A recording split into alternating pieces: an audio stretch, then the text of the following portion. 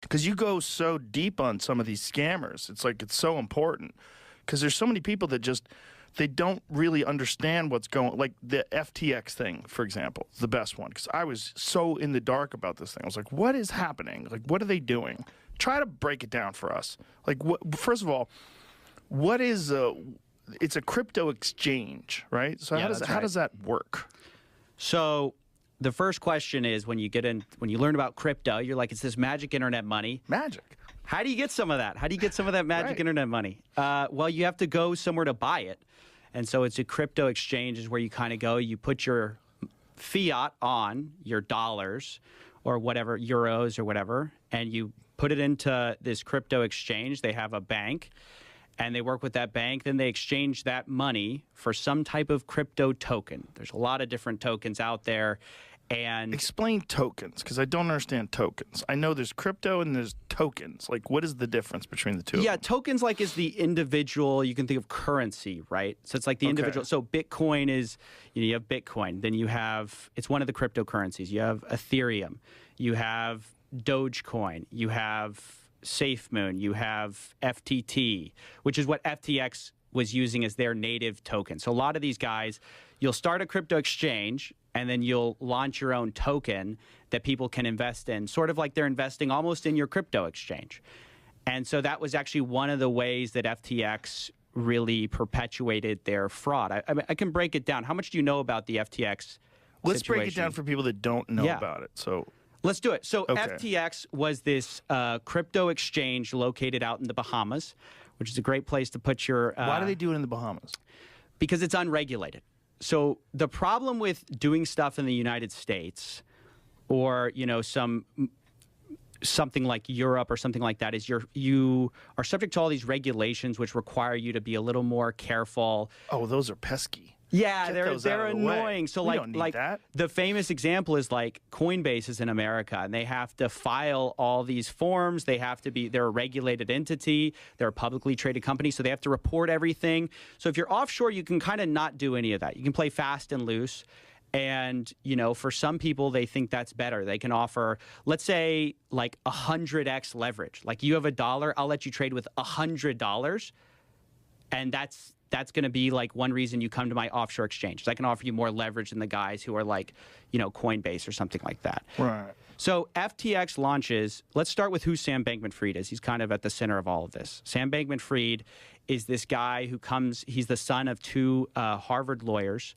Then he comes up, prep school. He's kind of like built for success, right? He goes to MIT, goes to Jane Street as this quantitative trader.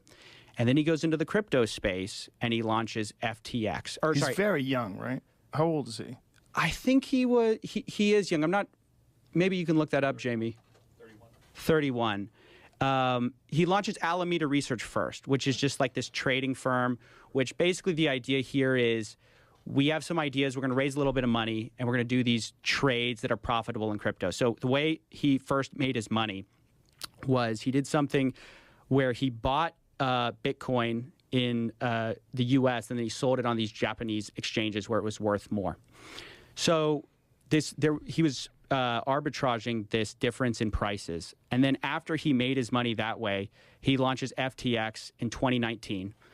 And that's a crypto platform where, honestly, you can make a lot more money than just with a trading firm.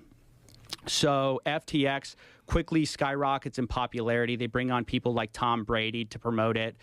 Larry David in the Super Bowl. They kind of get buy-in from all these big sort of names and also reputable people like BlackRock, Sequoia Capital. They all invest in this guy. Kevin O'Leary famously promoted it for like $18 million. They gave him $18 million to promote it? He says he lost it on the platform. He says the $18 million was on FTX or whatever, and he never got a dollar out of it. But that was what the deal was for. So they were paying everybody to promote this FTX crypto exchange. And the idea is this is the next big thing, right? And this is where you're going to make money. There was a lot of fear of missing out, or FOMO, in the markets at the time. Everyone thought, oh, cryptos, you have to get in now, right? Because if you get in now, you're going to make some money. And so people invested in FTX thinking that this is going to be a safe platform. This kid is smarter than everyone else. He's the son of Harvard lawyers. We just sort of can't lose. And nobody paid attention to some of the red flags that were going on until ultimately it was too late. It turns out he was pilfering FTX, the customer deposits, and was using it in Alameda Research, which was his trading firm, to try to make extra money, and he lost it. And so this is all because it's unregulated? Like if he was doing this, like Coinbase can't do this. Is that correct? Yeah, Coinbase is much more heavily scrutinized. They actually have to file with the SEC. They have to say what they have, where they're putting their money. They're subject to more regulation about like how they take care of customer deposits. One of the big things with FTX was they told people, hey, you put your money with us, we're not going to touch it. We're not going to move it. That's what FTX said in their terms of service. So one of the really big problems was they actually weren't doing that, but nobody knew because nobody had a look at their books. Like it was very opaque. Nobody knew what was going on behind the scenes. So even though they said like, we're not going to touch your money, as soon as you deposited Bitcoin, I mean, I talked to some of the insiders at Alameda. They said they had this backdoor system to where they could see you, Joe, deposit a Bitcoin on FTX. They could grab that Bitcoin and start trading with it immediately. Whoa. Even though they were never supposed to be able to touch your money, obviously. That was the whole point. It's like, you deposit with us, we're not going to do anything with your money. It's your money. It's like a deposit. Like it's almost like a bank. Like you deposit with a bank. Your bank isn't supposed to go ahead and take your money and go start trading with it, unless obviously we have FDIC insurance, stuff like that. But like they didn't have that. They just take your money, go trade with it, and that's where the disaster started.